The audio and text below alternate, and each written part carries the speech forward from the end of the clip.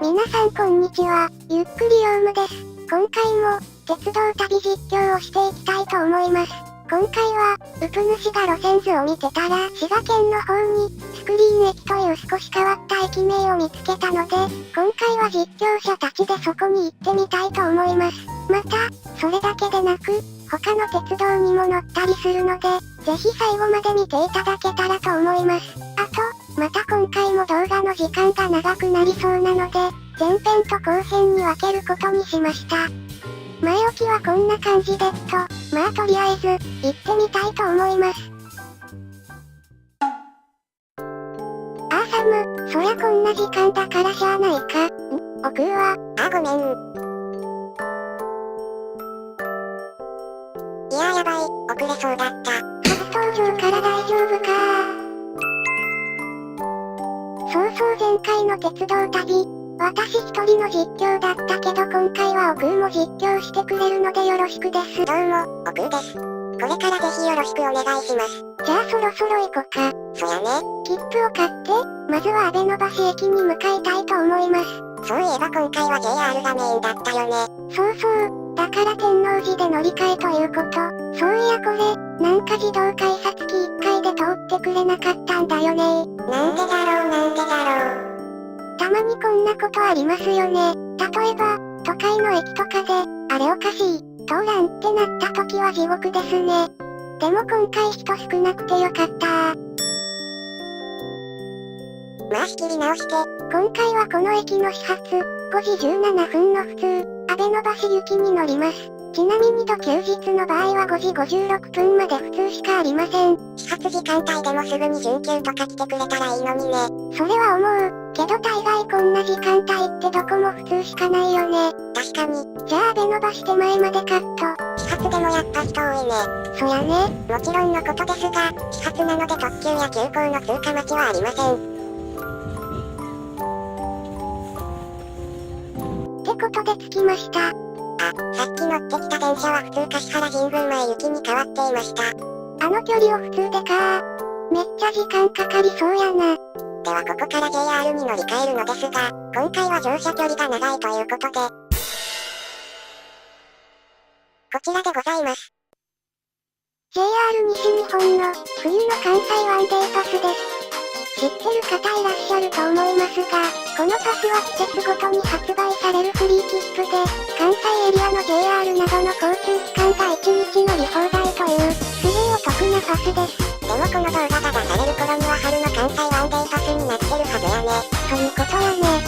そう、今回は撮影日が2月11日なので冬の関西ワンデイパスにて鉄道旅しています。あと他には、他の施設の限られた区間内で使えるお得なチケットと引き換えできる引き換え券もついてきたりします。鶴橋駅到着です。ねえ、ヨウム、駅名しりとりしよ。なぜその展開、まあいいや。私が先ね、千歳烏山、松山町、千草、相模大塚、勝山、松尾大社、八田、谷町9丁目、目白山下、田原町、地下鉄赤塚、霞ヶ関、北千住、重曹、上野御徒町、地下鉄なります。巣鴨、森下、立川、和田町、筑後船小屋、大和、鳥羽、曝露町、梅田、大善寺、自由が丘、勝田、谷町6丁目、目黒、六甲、上野、乃木坂、鹿島朝日、日の出町、上野広小路、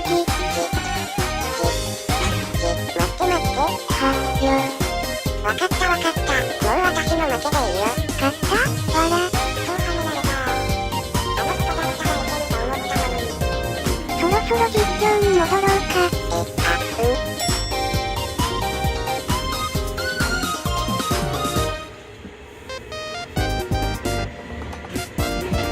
今乗ってる時間帯って朝の5時台だけど人結構乗ってるよね。そやね。さすが大阪環状線。休日の早朝にもかかわらず乗客が多い。ご乗車ありがとうございます。環状線市回り、京橋、大阪、西九条方面駅です。次は玉造で地下鉄線はお乗り換えです。まもなく玉造でお出口になりますので、ご利用配慮はその際お気をつけください。大観的に寺田町から桃谷が一番長く感じるけど、実際は一番長い駅間ってどこなんやろ。なんだかんだでそろそろ大阪に着きます。ここの区間は東海道線とかの復々線と並走するからいいよね。暗くてあんまり見えないけど。それは、早朝だから仕方ない。でもこういう朝方の車窓も PV 撮るときはいいかもしれませんね。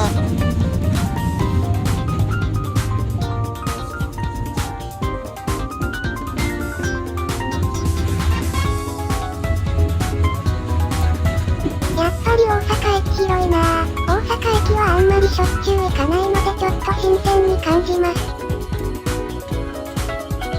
りあえず変なところからですが乗ってきた201を見送ります。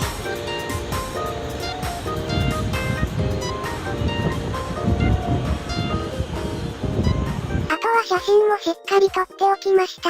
次に乗る電車はこのモニターの一番上。6時21分発京都方面前原行き快速です。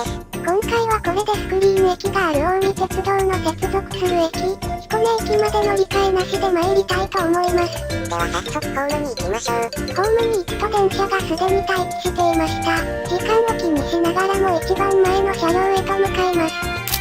今回乗るのは223系2000番台のホロ付きですね。最近は何かとホロ付きの車両が増えてきましたね。これも正直違和感ありますが221系にホロとなるとさらに違和感増しますね。ウプ主も最初221系のホロ付きを見た時はびっくりしました。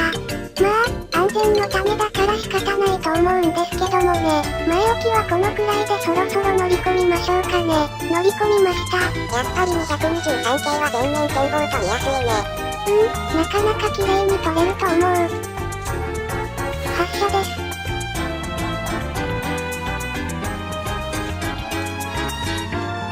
いやー、でも223系に乗るの結構久しぶりやな。確かに最近全然乗ってなかったもんね。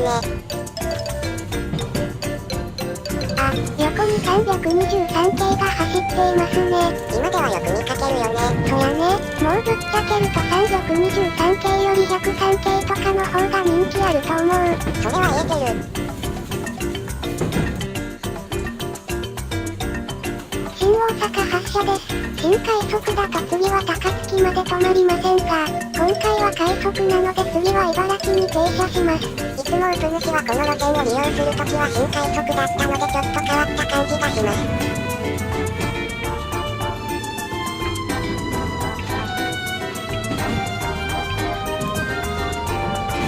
新大阪出発から少し経つと快速もなかなかスピードを上げていきます。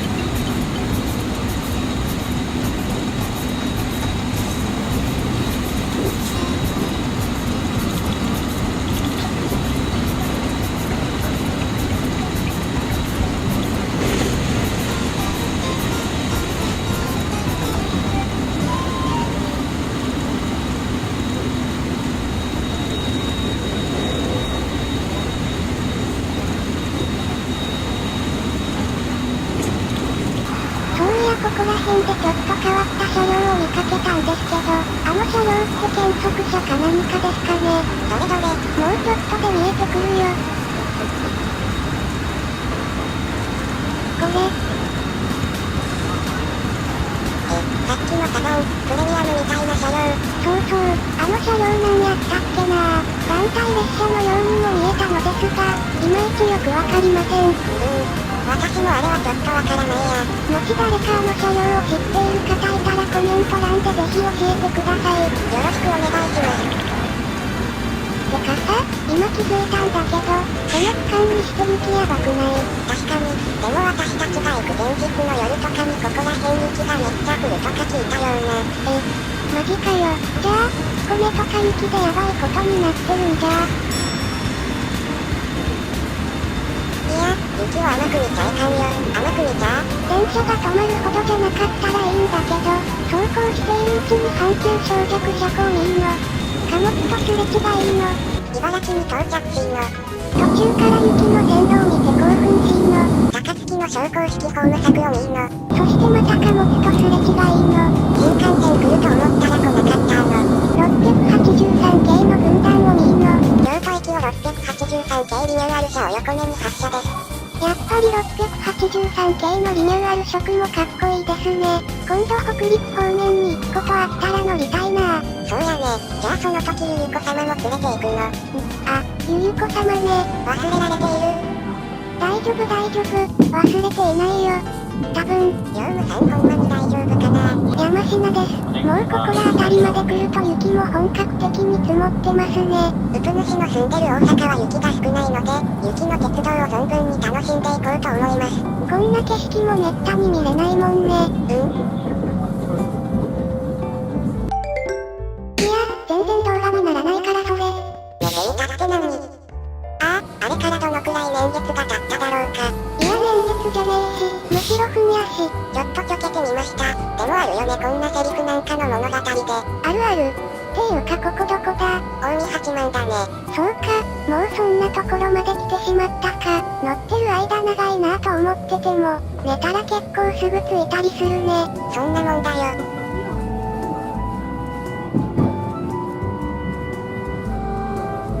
あれ、いつの間にか複々線から複線に変わってる。どの駅で変わったんやろ。大丈夫だよ。帰ってくるときまた見れる。そうやな。南彦根ではるかとすれ違います。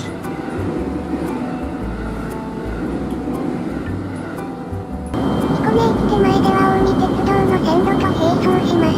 ちなみに、通り過ぎた駅は、近江鉄道の彦根芹川駅です。大阪駅からおよそ100分で彦根駅に到着です。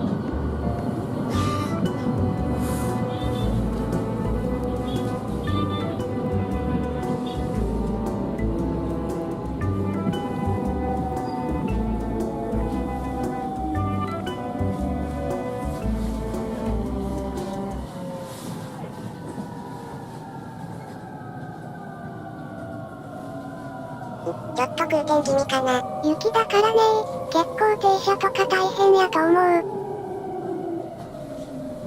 じゃあ降りますか。降りよう。じゃあちょっと見送ろうか。あ、私たちはどきますね。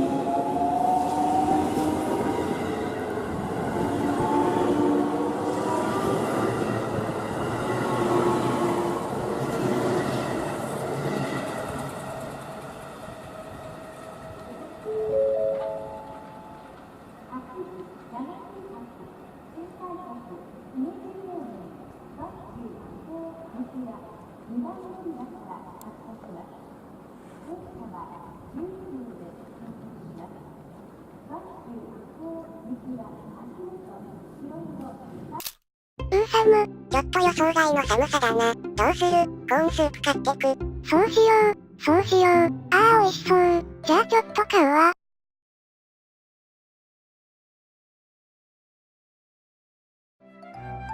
生き返った。おお、大丈夫。生き返った。じゃあ実況に戻りましょうかね。次に乗るのは、もうここに書いてありますね。近江鉄道に乗りたいと思います。じゃあ早速ホームに降りようか。西武線が止まっているではないか。ほんとだ、逆駅系がいる。この車両、西武線から譲渡されてここに来てたのか、知らなかった。全然調べてなかったからね。そりゃ当然だよ。だって行く前に根掘り葉掘り調べたら行く時の面白さが少なくなるから。確かに、奥に見えるのは、800系の鉄道娘のラッピング車かな。確か豊郷あかねだったっけか。そういや仙北もこの前ラッピングされてたなぁ。マジか。電車来たみたいだな。800系。だけどなんかオレンジっぽいな。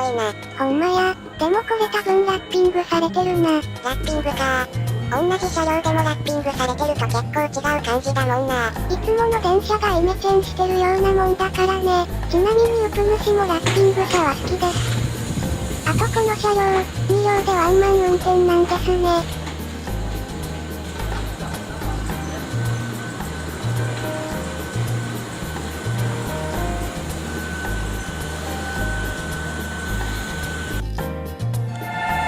もう発車か。早いな。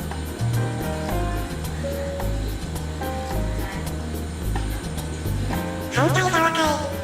どんまいどんまい。あとこのドアすごいですね。ドアが開いてる時にモードリンが鳴ってます。運転室左上には車内 LCD までついていますね。これはわかりやすい。貨物が雪しぶきを出して走ってますね。こんなシーンもなかなかいいですね。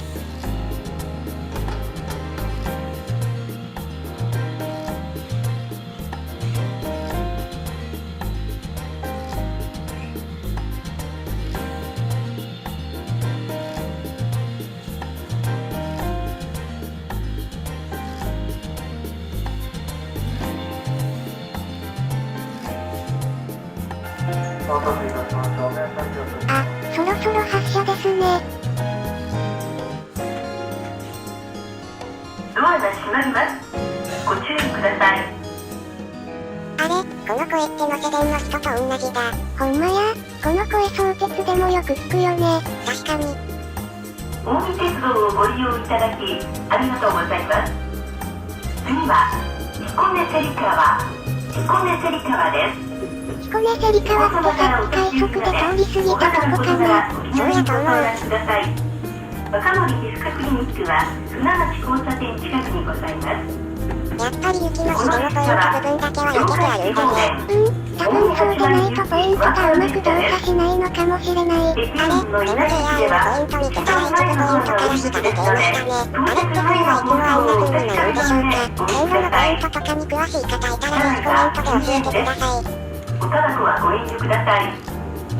携帯電話をお持ちの方は彦根芹川です。ここで横から走ってくる JR を撮るのもいいんじゃないでしょうか。直線で見通しがいいので、車両が全部入ってなかなかいい感じで撮れそうです。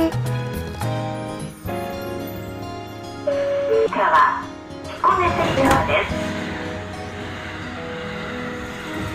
駅員のいない駅ですので、運賃、実は前の運賃箱にお入れになり、一番前のドアからお降りください。223系が横を通過していました。運転手に分かりやすく押してください。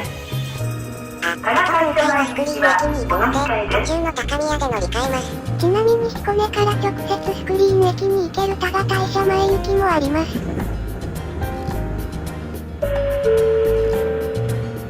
高宮です。高宮駅です。ここで、もうすでに待っている隣の多賀大社前行きに乗ります。ちなみに、隣の車両は、2台目の100型車両だそうです。お乗り換えください。では乗り換えます。なんとなく水色カラーの元西武車も個性的でいいですね。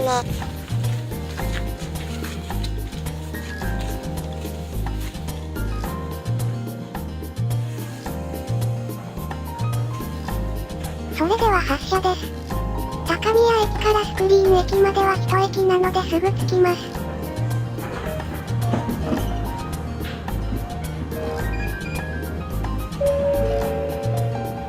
近江鉄道をご利用いただきありがとうございます。次はスクリーンです。スクリーン駅です。単式ホームの駅となっています。また駅を降りたら電車を見送りたいと思います。その時もまた私たちと来ますんで。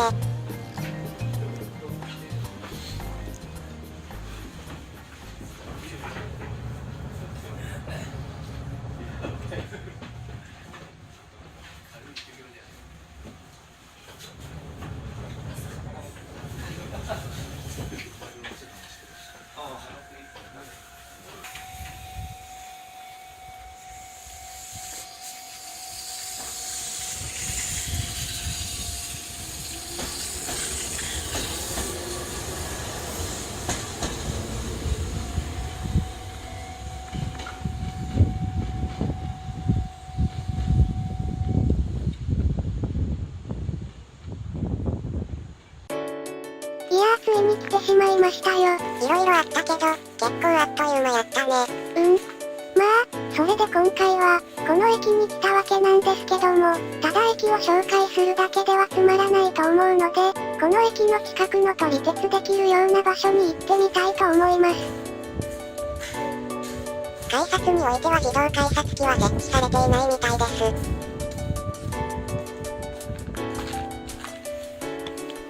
しかし無人駅ながらもトイレは完備されているようです。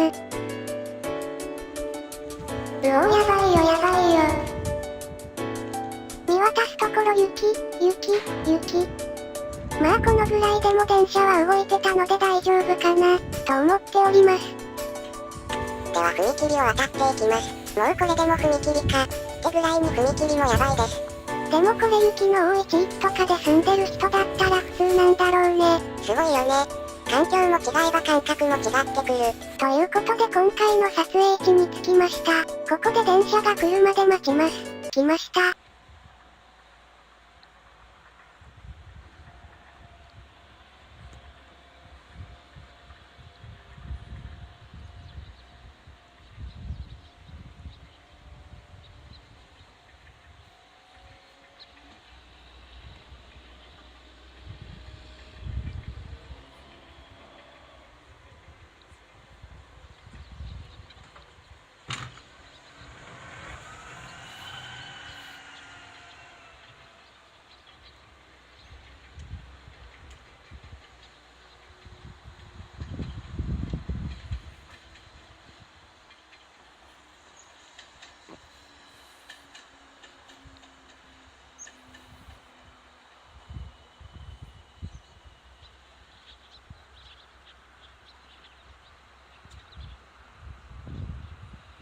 まあよかったんじゃない？雪かき機能とうるさかったけど。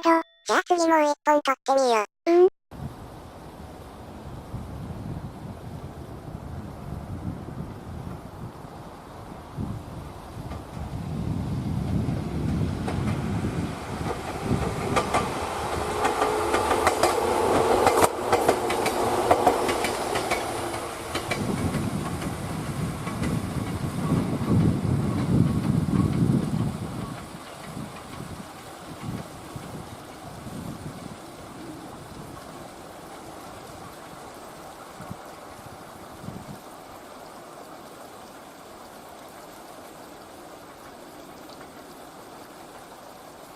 じゃあ駅に戻るか。というわけで駅に戻ってきました。そういやスクリーンって名前がついたのって、あの工場みたいなのがあるからかな。多分そんな気がするけどな。もしこの駅に詳しい方いたらコメントしていただけると嬉しいです。マジかよ。それでは改札に入ります。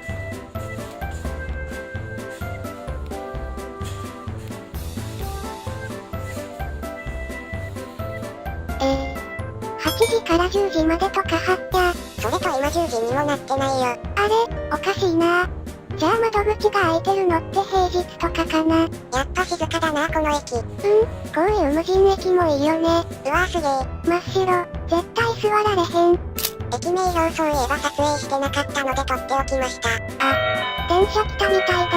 接近メロディーが京急の通過メロディーと同じな件。確かに、結構汎用的だよね、この音。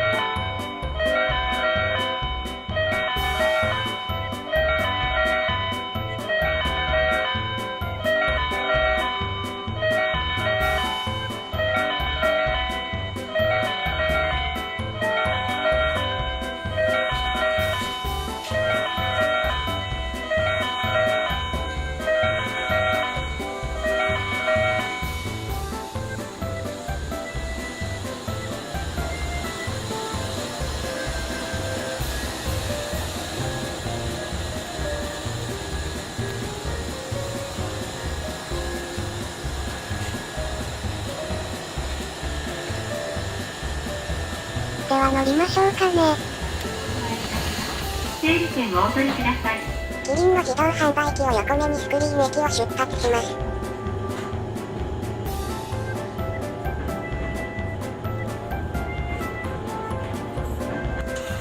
彦根駅に戻ってきました。ここからまた、JR で大阪方面へ折り返していきます。こ今回は思ってもいなかった元西武鉄道車両に乗れてよかったと思います。とまあ今回はこんな感じで前編の方終わりたいと思います。ちょっと最後あたり手抜き感が出てしまったのですが、後編は神戸方面に行く実況になりますので、ぜひよろしくお願いします。また、この動画が良ければ、高評価、チャンネル登録の方もぜひよろしくお願いします。いつもグタグタで変なところも多々ありますが、これからも頑張っていきたいと思います。それでは今回もご視聴ありがとうございました。